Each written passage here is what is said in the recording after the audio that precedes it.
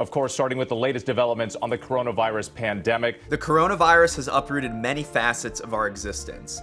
Our world has changed, for better or worse, and we have a new normal now. I've been in Manhattan since the start of the pandemic and have watched the city evolve and, in many ways, develop new forms of culture. Most of what you'll see in this video depicts my first-hand experience of living in New York City during the pandemic. I'm certain you're aware of the Black Lives Matter movement and protests that have been taking place not only in NYC, but in all 50 states and many countries around the world. The protests started in late May when George Floyd was murdered by police in Minneapolis while he was being arrested.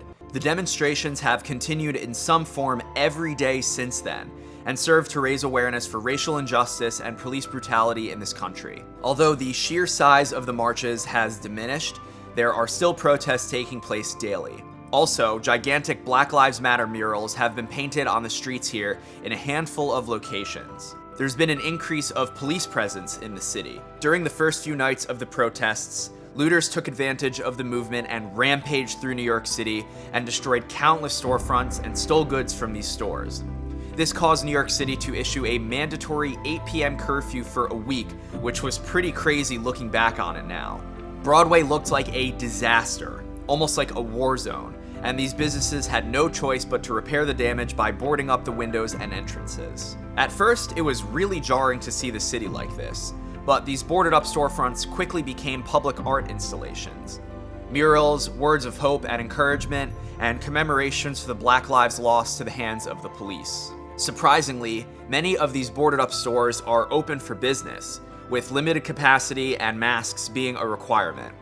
The grocery store on the corner here in Tribeca is open, retail like Nike and Sephora are open, banks are open, but again, social distancing and masks are mandatory. Another new thing here is that streets with a police station on them are barricaded off. It started when the riots and looting happened, and I've often seen police just hanging out behind them. It seems like it's a show of presence thing, as well as ensuring they don't get overrun by looters, but now it's really easy to tell what streets have a precinct on them. One of New York City's economic foundations is the restaurant industry, and it's adapted to socially distant regulations. At the time I'm making this video, July 21st, 2020, New York has entered phase 4 of reopening. Indoor dining is still not permitted, so outdoor it is. In my home neighborhood of the East Village in particular, I've seen dozens of restaurants build these outdoor seating or dining vestibules. They're usually wooden structures that occupy parking spaces and serve to accommodate patrons. It feels very European to see these sprouting up in the streets of New York. And it's not just in the East Village. I've seen these in all parts of Manhattan, and it feels like the city is sort of starting to come back to life. Along with all of these outdoor dining spots, outdoor drinking is also now a thing. They call it curbside pickup, and it's exactly that. You walk up to the window, order your beverages, and they hand you the alcohol in these to-go cups, which, if I'm being honest, are usually consumed right then and there on the sidewalk. Even though it's technically still illegal to have an open container in New York, the laws surrounding takeout liquor have been laxed. And now, most bars that are open are doing to-go cups of beer, cocktails, you name it. Although I haven't taken the subway since before the pandemic started, they have in fact remained open. Ridership is down substantially year over year, which makes sense. People are still mostly working from home. The subways are shut down every night from 1 a.m. to 5 a.m. for cleaning. In terms of car traffic, the city is not nearly as dead as it was during the height of the outbreak here in mid-April. In my previous 2 videos about the pandemic, the city was truly a ghost town. In the last month or 2, traffic has certainly picked back up. Not to regular day-to-day pre-pandemic levels, but people are out and about.